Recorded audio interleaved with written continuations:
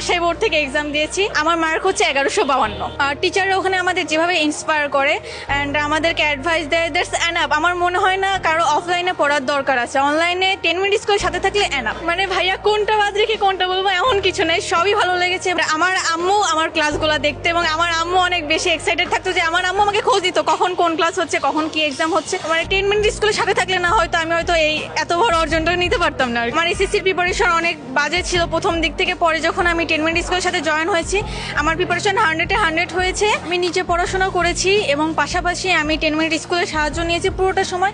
আমার দেখা যেত প্রত্যেকটা পরীক্ষাতে এমসিকিউতে অনেক গ্যাপ পড়ে যেত বা এমসিকিউতে রেজাল্টটা খারাপ হতো, কিন্তু আমি যখন 10 মিনিট স্কুলের সাথে জয়েন হলাম ওরা যেভাবে পোল দিয়ে এমসিকিউটা নেয় তাতে আমার টাইমিংটা অনেক ফাস্ট হয়ে যাচ্ছে, প্লাস দেখা যাচ্ছে যে আমার ভুলগুলো আমি শোধাতে পারছি। তো আমার ফুল প্রিপারেশন ছিল একদম এমসিকিউ এর জন্য। আমি বলতে চাই যে ঠিক মতো পড়াশোনা করো, পড়াশোনাটা রেগুলার কমপ্লিট করো এবং 10 মিনিট স্কুলের সাথেই থাকো।